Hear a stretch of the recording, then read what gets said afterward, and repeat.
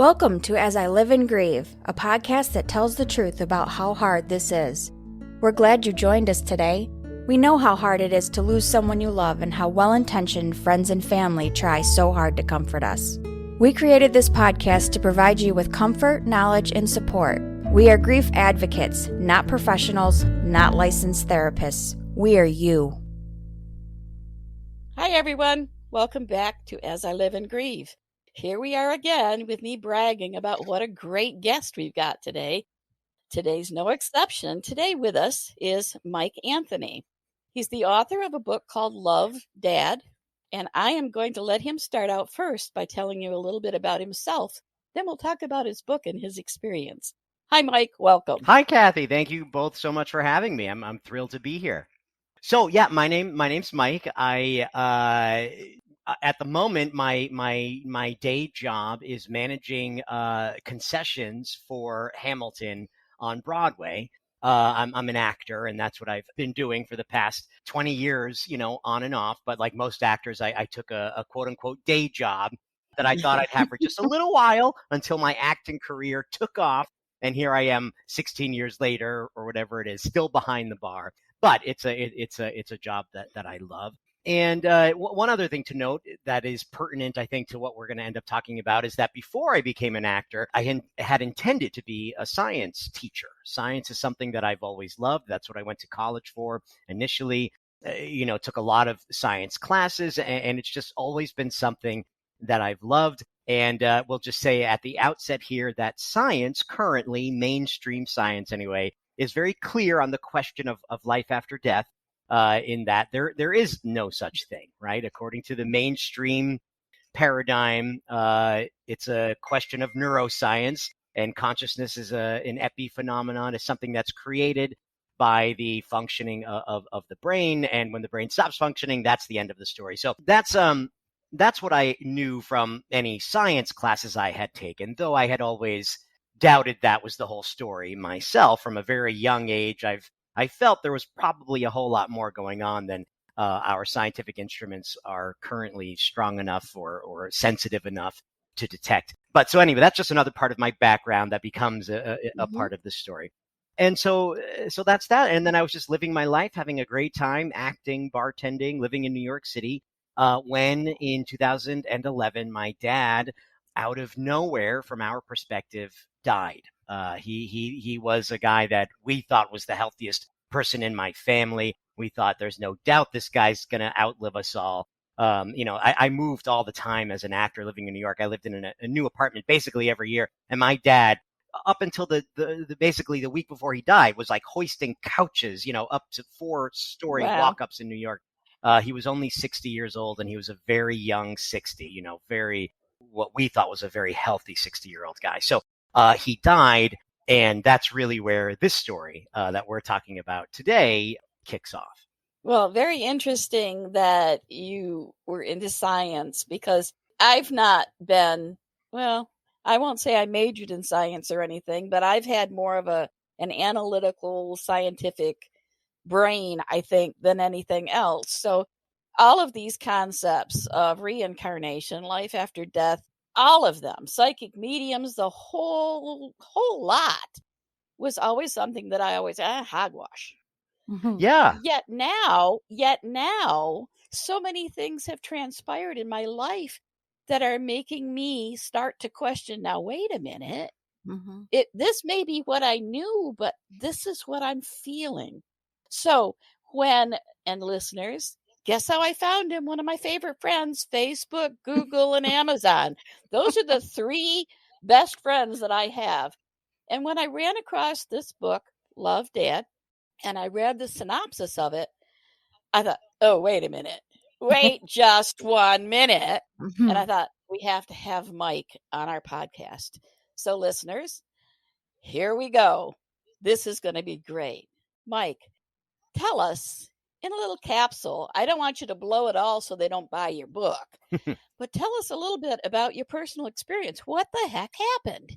Oh, God, so much ended up happening that it ended up in a Netflix series that's available right now called Surviving Death. It's a 6-part documentary series. And my Dad's story is featured in 3 of those episodes. And even that just scratches the surface, which is why I wrote the book. The producers of that show said to me, we think you should write a book to cover the rest of the story. People are going to have questions. And so that's where the genesis of that book came from.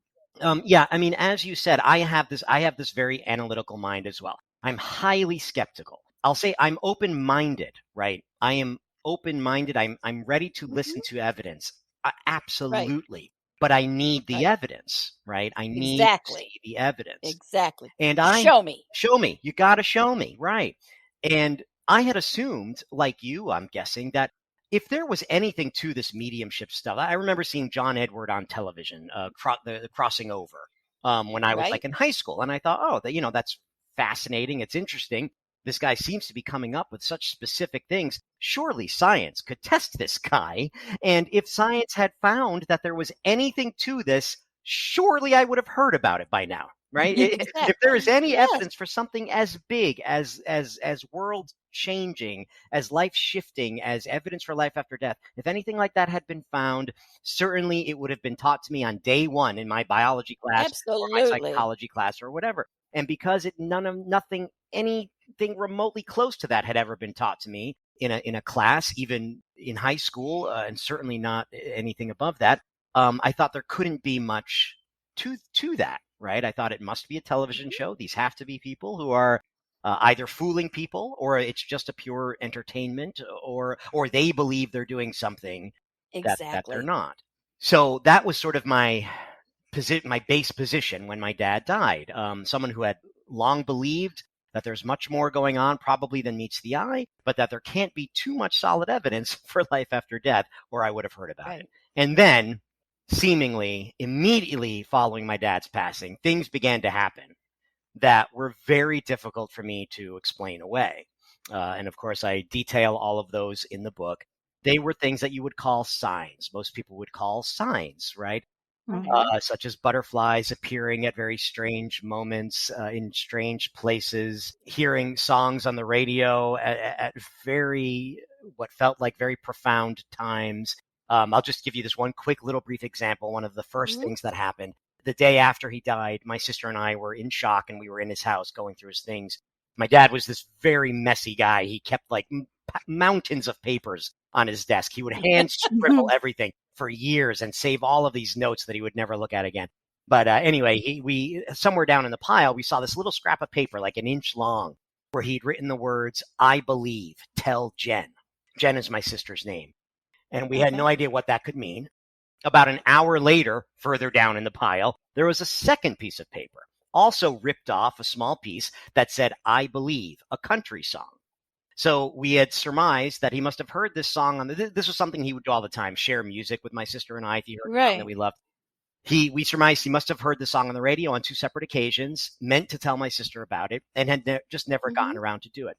So the morning of the wake, my mom decided she wanted to have a playlist, some music playing during the service. So we were putting together a playlist on iTunes, and I said, type in "I Believe" in country music and see if we could find that song that he had written about. And as it turns out, that song is a song by Brooks and Dunn. I am not a country music fan, so this is not something I'd ever heard in my life before, and it's not a song my sister had ever heard before. It had been popular, we found out, about 7 or 8 years before this. So that's how old that little scrap of paper was that we found out in that pile. And as it turns out, the song is about a guy who is dying, who is trying to communicate to someone how certain he is that life goes on, that there is life after death. "You can't tell me that it all ends in a slow ride in a hearse," is one of the lines in the song. So I know the song. You know the song. Yeah, I know the song. So I was sort of blown away. Of all of the songs in the universe, of all of the ones for him to write down and to have forgotten to tell my sister about, this is the one that we find. And I happen to remember it on the day of the wake as we're putting together that playlist, right? So that would be kind of neat enough. But what put it into another realm for me as something that I really had trouble just letting go of and explaining away, which is something my brain does. Something amazing will happen in the moment, and then an hour later, my brain is saying, "Yeah, but this or but that." My brain will not let me have things. It takes a lot, which is why when you read the book, I mean, it took a lot for me to get to the place that I'm at right now. So a few days after that, I was driving. We live in Connecticut, and the service was in Connecticut. I was driving back to New York. I lived in New York at that time. My family's in Connecticut. I was driving back, and I was alone for the first time since his passing. And I was in the car, and it suddenly hit me like this horrible wave, the tsunami, that he was actually gone. I'm sure you know, and a lot of your listeners know, when you're going through a moment like that, there's like such a whirlwind of activity, planning the service and all of that stuff.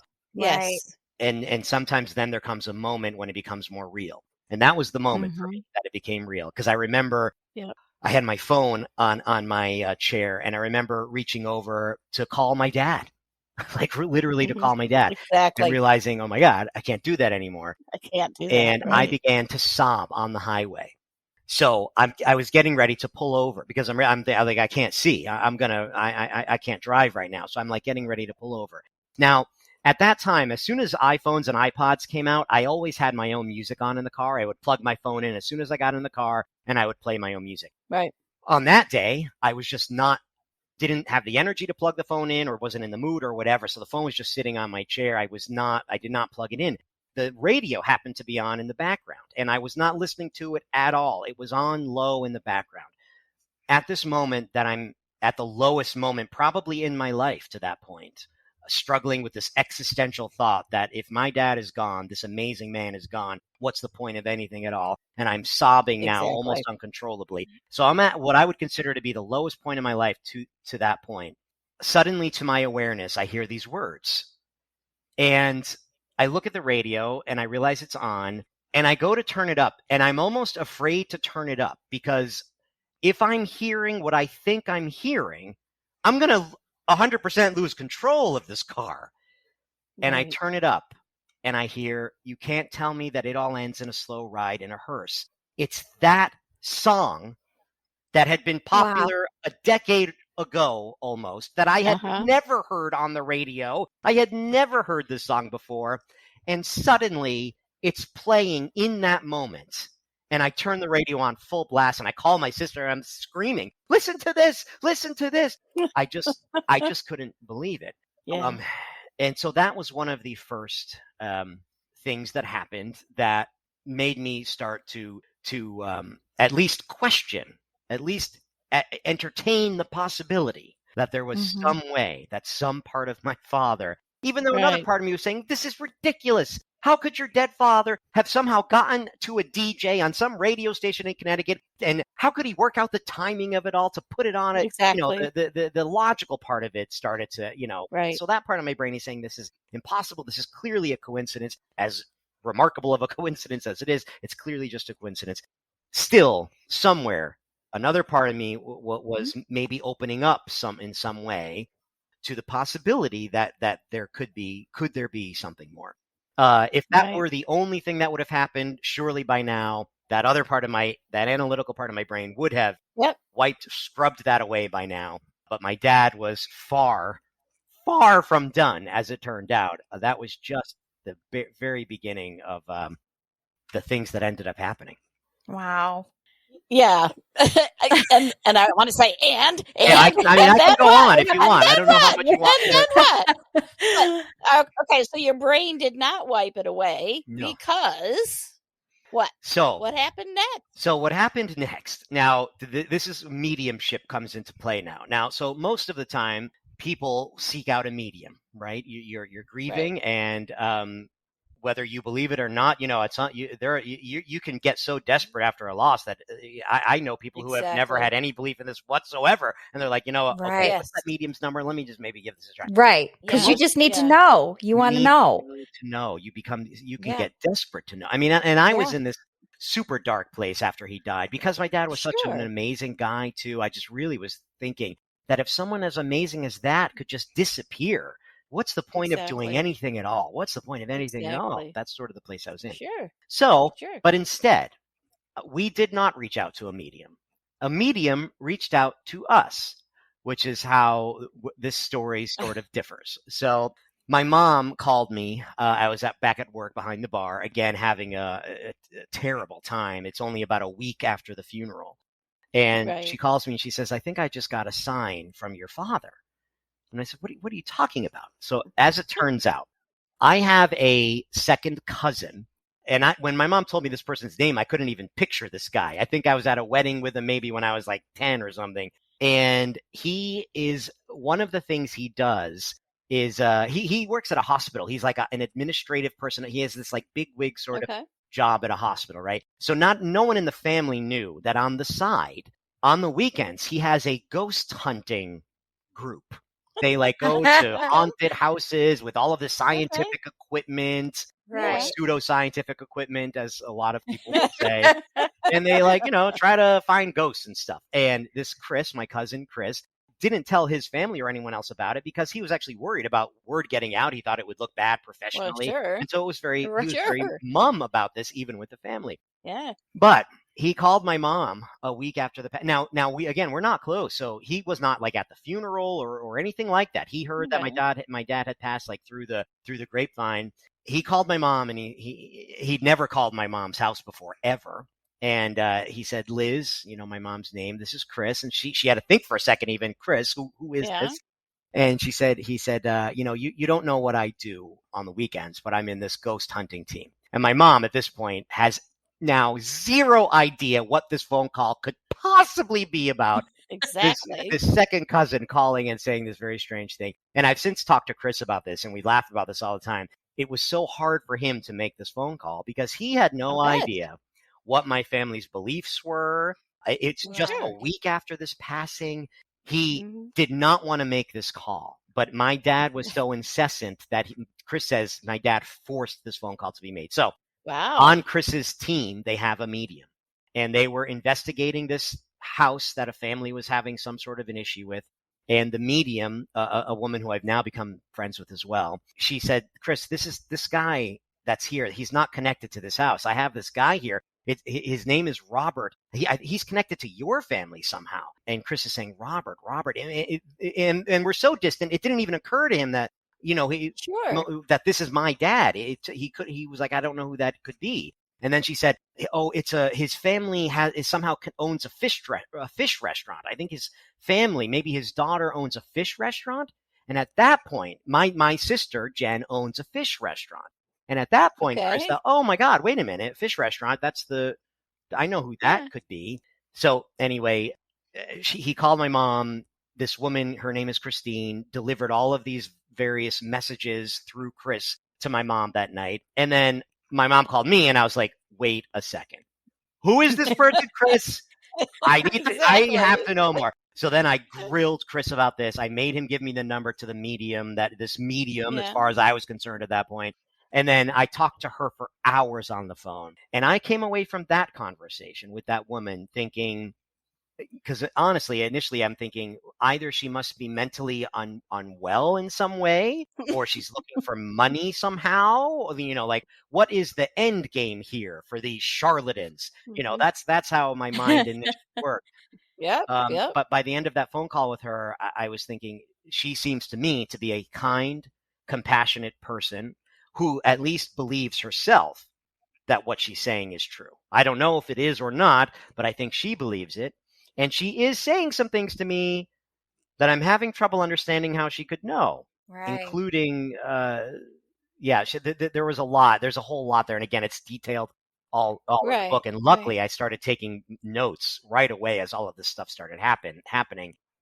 Without the idea ever that 10 years down the road I would write a book about this. That was not ever in my mind when this started. So that's how mediumship sort of came into our lives. And then I talked to my sister after I hung up the phone with that woman. And I said, well, I just spent like hours on the phone with her. She seems to me like a nice lady who's really trying to help. And she did say some things that were correct that I'm not sure how she could know. And so we thought that was intriguing. Now, the next morning, my sister was on her way to work, listening to the radio in the car. And there was a station called 95.6 in Connecticut, which is one of the popular radio morning shows here. And on Fridays, every now and again, apparently, they have a medium on the radio that people call into. And she gives these readings over the radio. My sister just happened to catch that segment that morning. This is like the day after I talked to this medium on the phone the night before. So the timing of that to my sister seemed extraordinary, that she would just happen to catch this medium now on the radio who is based here in Connecticut. And she does this professionally. This is something this woman claims to do so well that people pay her money to go do it. Pay her money. That's right. Sure. So my sister decided to contact this woman. She went to a reading with her. She had a completely life-changing experience at that reading. Goodness. Because this reading happened in a theater with a couple of hundred people. My sister was sitting in the back row. Initially they were in the very back row. They didn't want to get too close. My sister really just wanted to kind of observe. She gets very nervous in public like this, and she was not looking for a reading. She was thinking, if this goes well, if I think there's anything actually to this, I'll set up a private reading with this woman. So this was just for investigatory purposes. So she, my mom, and my brother-in-law, they're sitting in the back row, and the medium comes out, and she does a little talk about how she does what she does and everything. And then she says, okay, I'm ready to start. And she immediately walks to the other side of the stage, to the side of the theater that my sister was on, points to my sister in the back row and says, I'm with you. Immediately, number one, goodness. I'm with you. Your dad is standing behind you wearing a Red Sox shirt, is what she said. Now, this is significant because not only was my dad a Red Sox fan, we buried my dad in his Red Sox shirt. My goodness. That's what he's buried in. That was not posted anywhere on Facebook or anything. We did not mention anywhere. By the way, we buried my dad in his Red Sox shirt. That's not something you could very easily find. You'd have to do a lot of work to get that piece of information, including interviewing members of my family somehow. Now, also, it was open seating at this theater. Because again, I'm thinking, well, maybe she knows exactly where everyone is sitting. Maybe you buy tickets online. You could research. You could sit wherever you want. So she wasn't doing it at least not by memorizing where people were sitting. That could not be the method if this was being faked somehow. But that was not the only thing.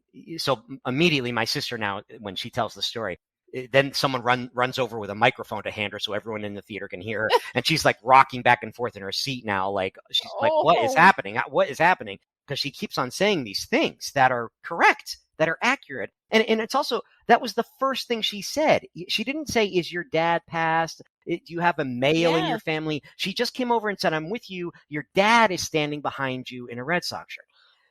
So that morning, my sister had talked to my dad and said, okay, Dad, I'm going to do this thing just in case by some stretch of the imagination, I do get a reading.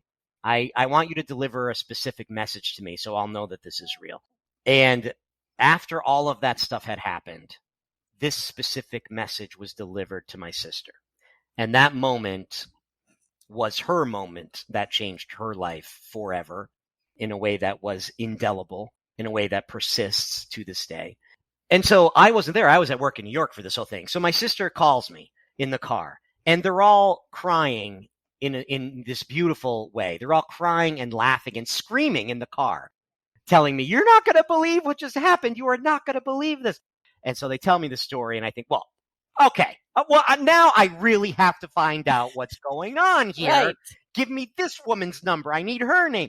So we set up a reading with this woman to come to our house to do a reading with us. Mm-hmm. And I thought, well, if this is real, if my sister was able to ask my dad for a specific thing, surely she should be able to do it again for me. And I was very skeptical that could possibly happen. But I was standing in my dad's house on the day that she was set to come over. And I was all alone. My dad lived in a back lot in the middle of the woods in Guilford, Connecticut, completely isolated in this sort of back lot. And I said, okay, Dad. I had been trying to think of some secret code word, basically, that he could give me so I would know it was him. Right. And as I was standing there, I was suddenly flooded of the memory that when I was a little kid, my sister and I would beg my dad at night to play with our hair. We would beg him to play with our hair to help us fall asleep. And this was something that the poor guy had to do for hours until his hand was absolutely cramping up. He would play with her hair. Now, that wasn't something I thought of in years. And for some reason, I was flooded with that memory. And I said, okay, that's the thing, Dad. I need this woman to mention my hair. I need her to say something about my hair specifically, or I don't care what else she says. I'm not going to believe that this is real. Mm-hmm. So a couple of hours later, she comes to the house. Now, she knows the address to meet us at. She knows my sister's first name. With that information, you could gather a whole bunch of data about people in the age of Google and the internet. Mm-hmm. So I was going to need things that were not published anywhere. That's the sort of information I was going to need. And that is what she started to provide immediately. So we're sitting in a circle in my mom's living room, and within 5 minutes, I'm looking around to see, because I had like scrubbed the house. You know what I mean? I took down photos. I tried to make the sterile thing that she could not get any information. So I'm thinking, I must have left up something that has all of this written down somewhere. How in the world is she doing this? And then she started to talk about a conversation that my sister and I had had a day or so before, alone in my dad's house. She started to like quote the conversation, and it was things of that level of specificity. And this went on for an hour and a half. There were 7 of us there in the room, and not all hoping to hear from my dad, by the way. There were other people there too that she did not know were going to be there. That was a little something I wanted to do just to see what would happen. Sure. And those people trip her up. Those people also had a life-changing experience that night. The people that she did not know were going to be there. So that's also important. But by an hour and a half in, I'm now crying with everybody else, thinking there has to be something going on. There has to be. And I was so blown away. I totally forgot about my little code word because that's how moving and sort of shocking the evening was. So then we're getting ready to leave. And we're kind of making small talk at this point. And in the middle of a sentence, her name is Angelina. In the middle of a sentence, Angelina stopped mid-sentence and looked right at me, of the 7 people there, right at me, and said, "Your dad wants to talk about your hair." And oh my goodness. And she did this little motion with her hand. This is like etched in my brain. And I thought my heart was going to stop. It took my breath away when she said that. I was like gasping for air for a second. That's how floored I was, completely stunned. Oh my and my family saying, "What? What is it? What?" Because I hadn't told anyone. It was purely between me and my dead father. And she said that thing. And that was the moment that was my moment, that like the one my sister had had the week or so before. That was the one for me, where even to this day, that's one, when I go back to that moment, it still gives me like chills to think of her saying that in that moment. But I was still not going to let it go, because then a week after that, my brain is saying, okay, is it possible this woman has an ex-CIA agent on her staff and he'd had some high-tech listening equipment outside of my dad's house, and he heard me whisper to my dad about this thing? I'm literally thinking, could that be the way? You're really reaching. You're really reaching. In the name of science. Really reaching. It just shows you how desperately I needed to know for sure. I really needed to know for sure. I was not going to let myself be taken by anyone. Like, I had to know.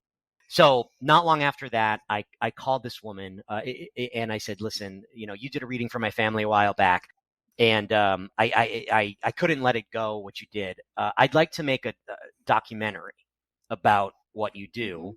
Basically, what I was saying to her is, I don't believe it yet. I need more proof. I told her what I want to do is bring people to her that I choose, that she will have absolutely no say in whatsoever. I want to sit her down in front of a camera, hit record, and then walk total strangers into the room and see if she could do for them what she did for me. I've now filmed her at this point doing this with over 20 people. Oh my gosh. And I detail the data from this in the book, because I ended up going through all of the data, the statistics. It ends up becoming a question of statistical analysis when you're doing mediumship research. Sure. Although for the people who have these life-changing experiences, it doesn't matter what the data says. It doesn't matter what the hit rate is, what the accuracy percentage rate is, what the chances are that it could be by guessing. It doesn't matter. When a medium says something to you that is so specific, so profound, so meaningful, We call these dazzle shots in the Yeah. biz. It doesn't matter what the math says. That's all a Right. person often needs to have their grief to begin a process of healing, or at least have it be a part of Right. the healing process.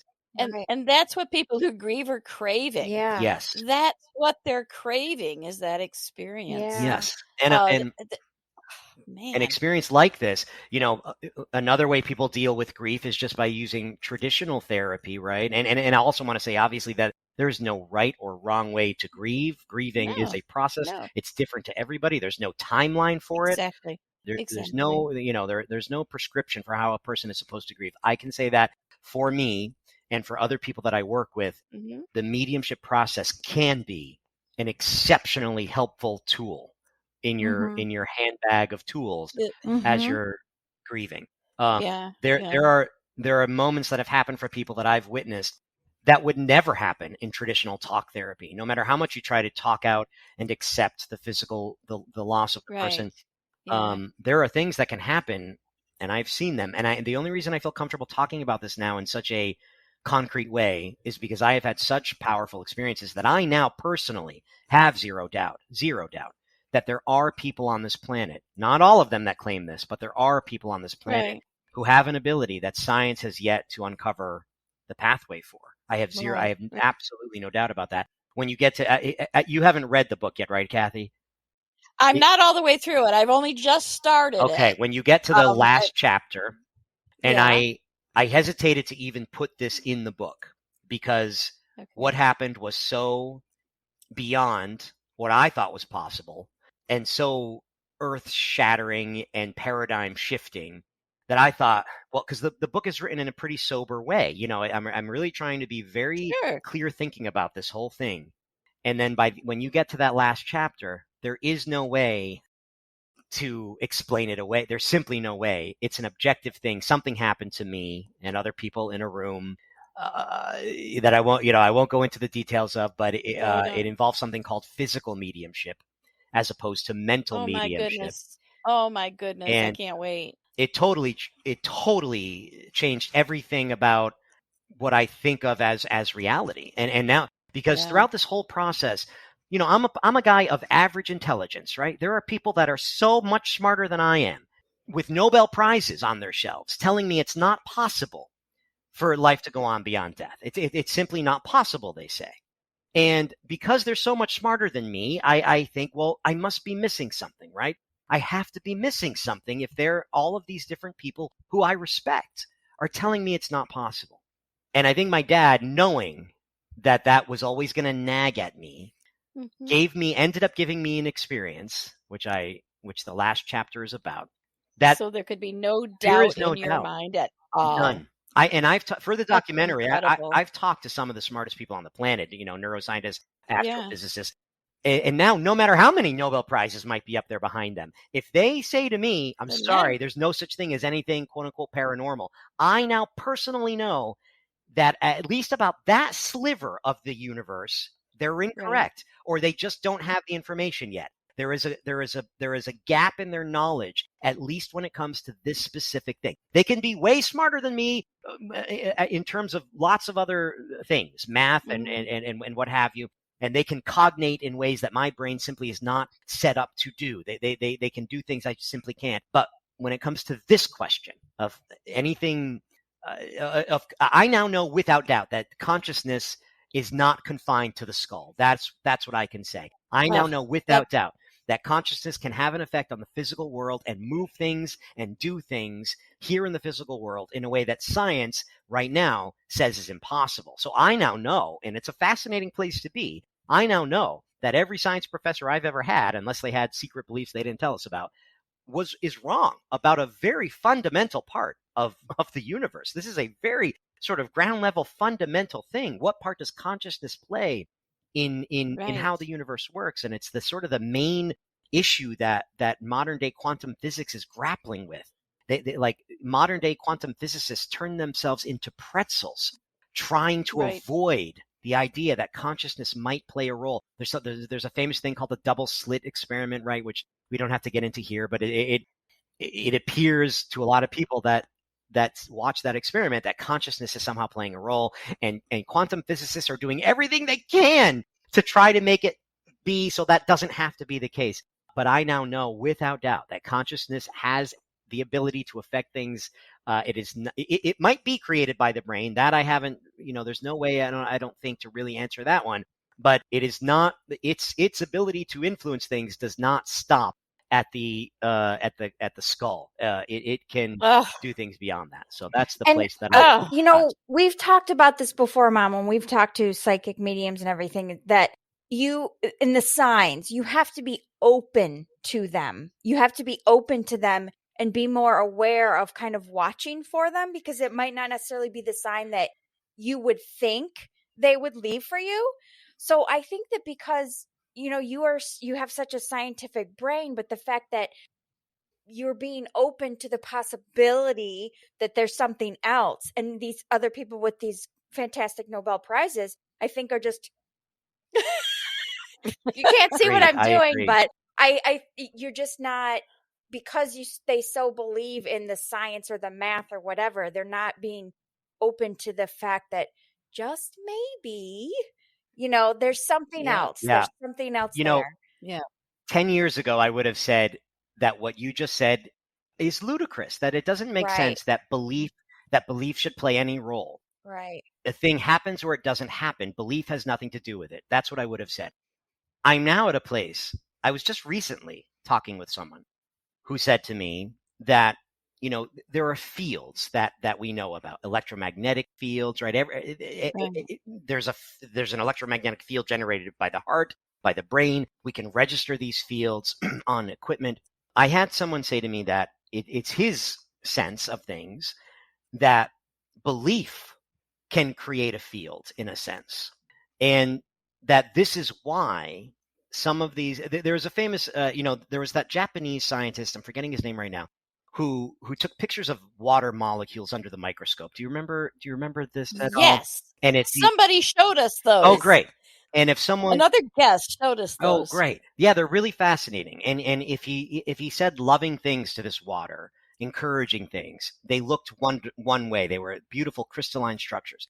If he would put the water in a jar and then tape like the word hate on the jar or the word joy on the jar, things like this.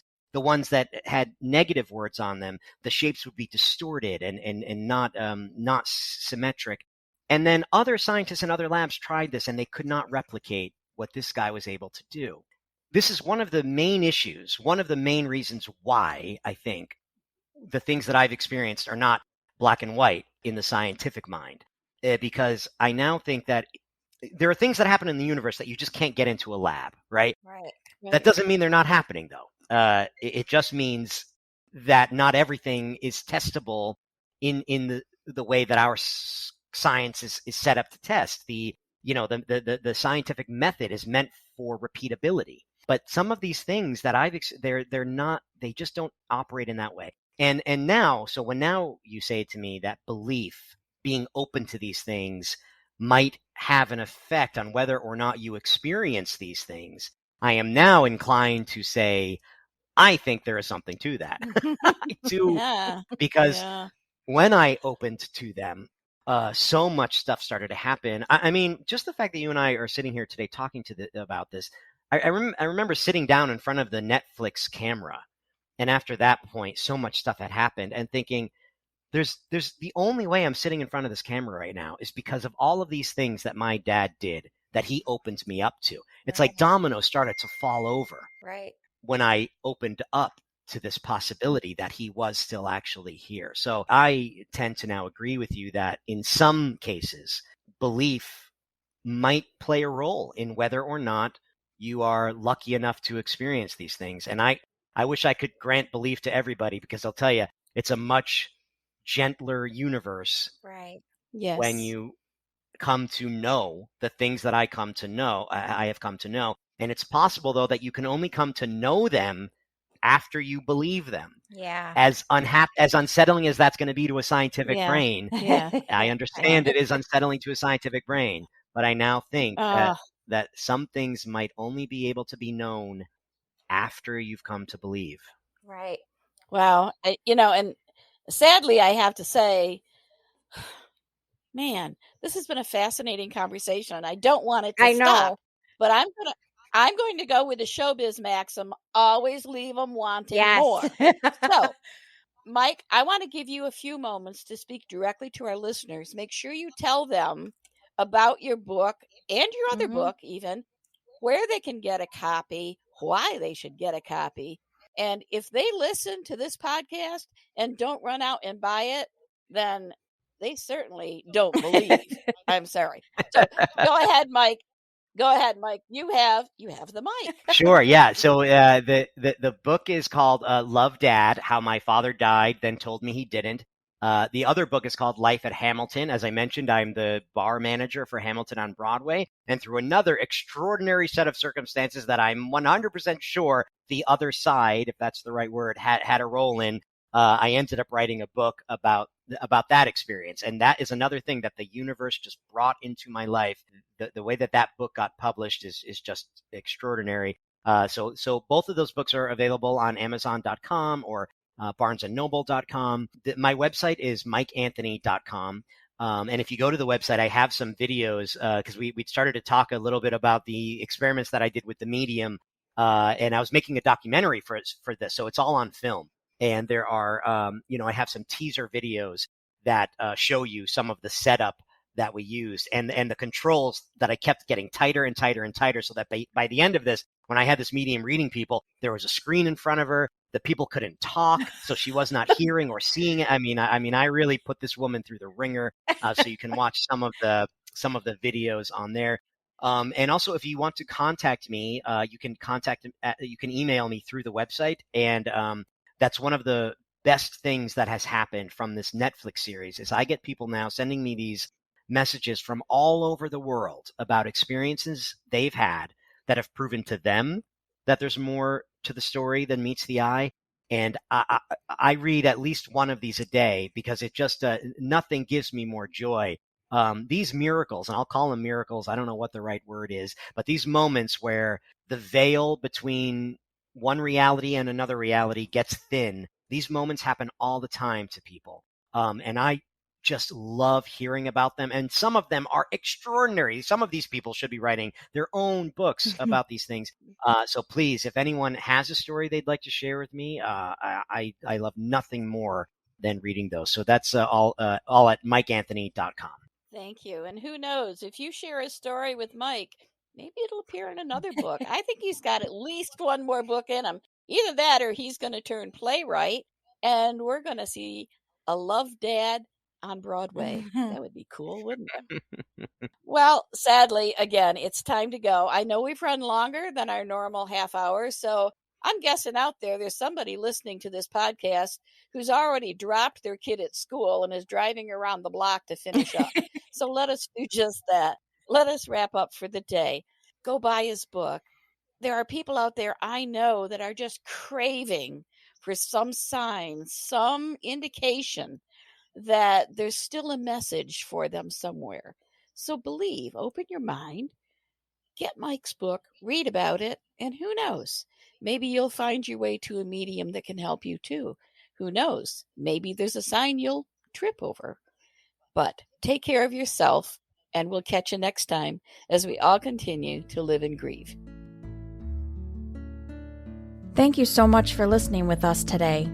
Do you have a topic that you'd like us to cover, or do you have a question from one of our episodes? Please email us at info@asiliveandgrieve.com and let us know. We hope you will find a moment to leave a review, send an email, and share with others. Join us next time as we continue to live and grieve together.